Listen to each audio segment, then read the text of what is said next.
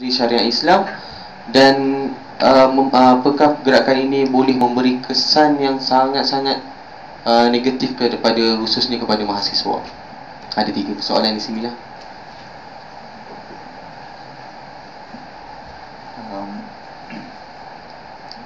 Tentang pengaruhnya, pengaruh liberalisme terhadap undang-undang syariah, kemudian secara lebih luas, kan syariah lebih luas lagi daripada undang-undang.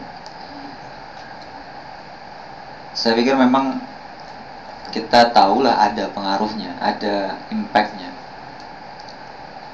Dalam case yang ada di Indonesia yang cukup merisaukan adalah beberapa usaha yang dilakukan oleh salah satu bentuknya jaringan Islam liberal, ada juga Freedom Institute. Beberapa lembaga ini berusaha mengajukan draft yang mungkin kita pernah dengar, mungkin counter legal draft hukum Islam, yang kemudian disampaikan kepada DPR, Dewan Perwakilan Rakyat, di sini oleh parlemen, ya, pada parlemen. Ini satu yang merisaukan karena apa? Karena orang-orang yang menjadi legislator kebanyakannya adalah orang-orang yang jahil. Kalaupun ada orang-orang yang aktivis di sana, di dalamnya, orang-orang yang juga memperjuangkan Islam di sana, di dalamnya, tapi mereka tidak cukup mampu untuk memberikan jawaban yang memadai kepada lawan bicaranya. Persoalannya bukan hanya saya Muslim, maka saya harus membela Islam, tapi juga yang lebih spesifik adalah saya harus tahu tentang Islam. Jadi bayangkan, ada orang-orang yang dari bawah, sebutlah rakyat, mengajukan usulan kepada orang-orang yang berada di parlemen, tapi karena orang-orang parlemen ini lagi bingung, lagi keliru, bahkan kelirunya mungkin lebih lagi daripada yang rakyat, maka bayangkan bagaimana sebuah bangsa, sebuah negara, dia akan berjalan.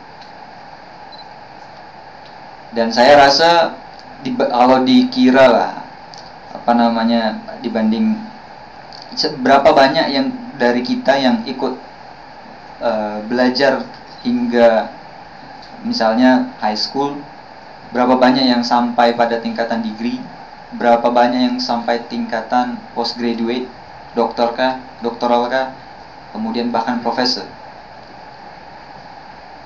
Kalau orang-orang yang berada pada tingkatan tertinggi ini, yang biasanya dilekatkan pada nama mahasiswa, pelajar, oh dari mana? Dari USIM, oh dari mana? Dari UTM, dari mana? Dari UIA.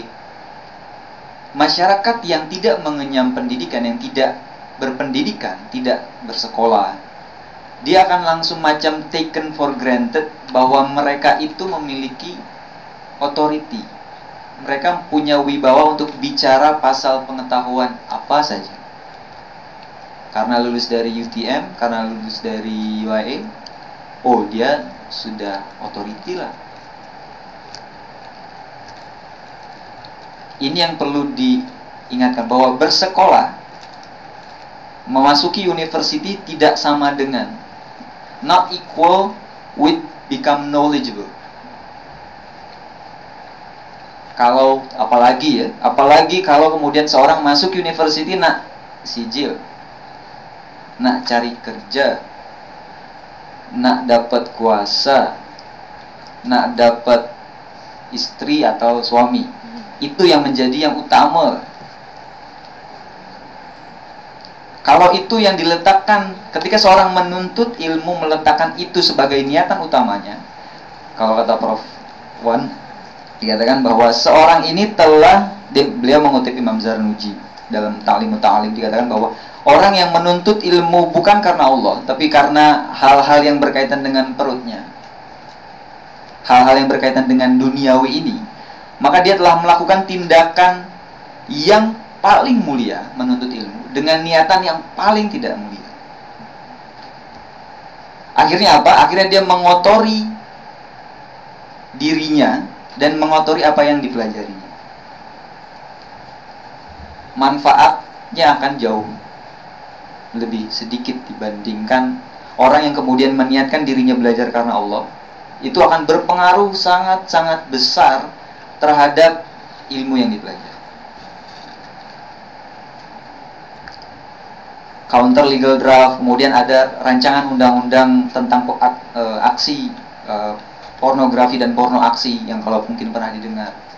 Kebanyakan tentang perempuan, isu-isu perempuan yang kemudian mencoba, oh ini tidak adil, oh ini menindas, oh ini patriarki. Perlu saya ingatkan bahwa pengaruh ini sangat-sangat mungkin terjadi dan dalam banyak contoh kasus di Indonesia, usaha ini banyak sekali masuk ke dalam undang-undang, dan ini ranah atau wilayah atau area yang rakan-rakan akan banyak bersentuhan. Apalagi kalau nanti jadi peguam, mungkin ada yang mungkin ditarik tadi macam kata timbalan dekan, ada yang mungkin nanti dicalonkan masuk ke dalam parlemen. Kalaupun tidak dalam parlemen, menjadi peguam yang mungkin swasta kah, kalaupun tidak di dalam kerajaan. Tapi ini menjadi tantangan yang sangat mengkhawatirkan. Khawatirnya adalah kalau saya ditanya, kenapa sangat mengkhawatirkan? Karena mengkhawatirkannya adalah orang-orang yang mengaku sebagai muslim, IC-nya muslim, tertulis di situ. Kalau di Indonesia disebut orang Islam, Muslim KTP, kartu tanda penduduk KTP itu. Jadi Muslim yang cuma Muslimnya di Islamnya itu cuma ada di kartu tanda penduduknya saja. Ya. Yang saya khawatirkan karena kita harus ingat bahwa senjata utama orang-orang liberal adalah diri kita sendiri sebenarnya. Jangan tunjuk yang lain gitu. Oh, ini saya senjata utamanya. Jangan tunjuk orang lain, jangan tunjuk terlalu banyak kepada community sebenarnya. Masyarakat yang harus berbuat sesuatu, tidak. Individu yang harus melakukan sesuatu. Masyarakat itu kalau dalam pembahasan falsafah, secara ontologi, masyarakat dengan individu itu lebih real individu. Karena individu yang menyusun masyarakat. Kalau kita nak tunjuk masyarakat, tak boleh tunjuk langsung. Tapi ketika kita tunjuk, bahkan ketika kita tunjuk sekumpulan orang, kita tunjuk seperti ini, maka kita akan tunjuk tetap akhirnya kepada individu. Masyarakat adalah satu kata yang merujuk pada benda yang lebih abstrak, yang sering didewakan oleh orang yang berpikir bahwa masalah ummah adalah karena kekhilafahan runtuh. Bukan. Kekhilafan boleh runtuh, tapi akidah jangan ikut runtuh. Negara boleh kacau, tapi akidah jangan kacau. Karena apa? Karena kalau kita boleh bagi bahwa penyebab bahwa sesuatu terjadi karena dua sebab setidaknya. Ada yang internal, ada yang eksternal. Ya, eksternal ini misalnya ekonomi kacau, politiknya agak kacau, kemudian bangunan tidak lagi bagus, tak bertahan selama 100 tahun, kemudian soal budaya sosial, itu beberapa kondisi eksternal. Tapi yang perlu kita ingat bahwa internal itulah yang paling penting. Saya risau kalau kemudian rakan-rakan yang nak masuk ke dalam wilayah hukum hakam, undang-undang, saya risau kalau orang-orang yang masuk ini tidak memiliki persiapan yang memadai untuk masuk. Tanpa worldview yang jelas, tanpa pandangan alam yang jelas, tanpa pandangan hidup yang jelas, apa itu benar, apa itu baik, bagaimana cara menimbang ini dan bagaimana cara menimbang itu, maka hukum akan hanya menjadi sebuah labirin. Yang jika orang masuk di dalamnya, maka dia akan tersesat. Kita perlu ingat bahwa persoalan ini tidak semata-mata persoalan hukum hakam, tidak semata-mata persoalan perundang-undangan. Tapi persoalan jauh lebih dalam, persoalan ilmu yang bersabit dengan iman dan akidah. Kalau ini belum jelas pada pikiran kita masing-masing, bukan pada pikiran masyarakat, pada pikiran masing-masing, pada pikiran kita masing-masing. Kalau ini belum jelas, maka saya risau orang yang masuk ini akan menjadi tersesat dan lagi boleh menyesatkan yang lain. Dan orang yang menyesatkan yang lain itu dapat jariah, amal jariah, amal jariah yang sifatnya buruk. Betul. Itulah hebatnya dan bahayanya menjadi pemimpin. Kita masing-masing jadi pemimpin di negeri. Dalam artian akan memberikan pengaruh yang banyak, impact yang banyak terhadap individu yang lain. Dan hanya sekelompok orang aja, creative minority yang hanya kemudian boleh mengubah masyarakat. Bukan masyarakat itu sendiri. Bagaimana ini kemudian berlangsung? Ya jelas lewat, untuk terakhir, bagaimana ini kemudian masuk?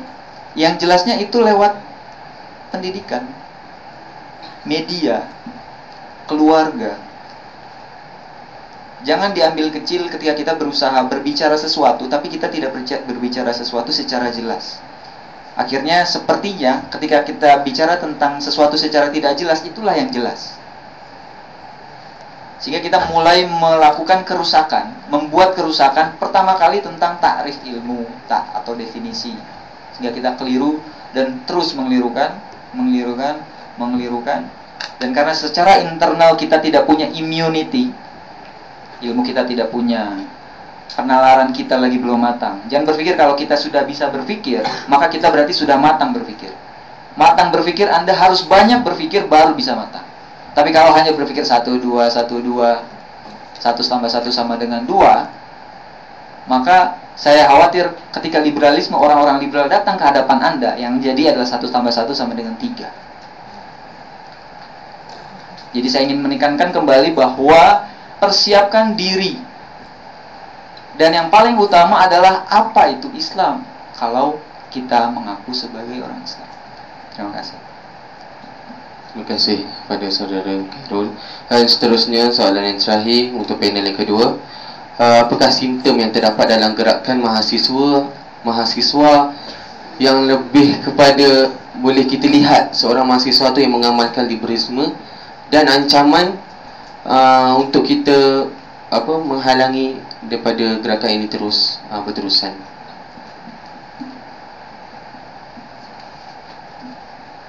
Baik, terima kasih. Saya kena cakap laju. Saya ringkas, tak boleh nak ringkas. Saya tertinggal satu poin yang paling sangat penting tadi. Boleh buka slide tadi. Saya nak tegaskan ada satu lagi kumpulan. Nama dia Islamic Renaissance Front. Islamic Renaissance, boleh lagi. Okey, ini Islamic Renaissance Front. Dia pernah buat program dekat USIM, tak salah saya. Dia pernah buat wacana homosexuality, right or crime. Saya nak tegaskan kat sini bahawa sangat-sangat bahaya fahaman ni dan gerakan yang cuba bawa ni. Saya membaca buku tulisan-tulisan Dr. Faruk Musa tu yang berkursi roda tu. Dia pernah menulis satu tentang hak wanita.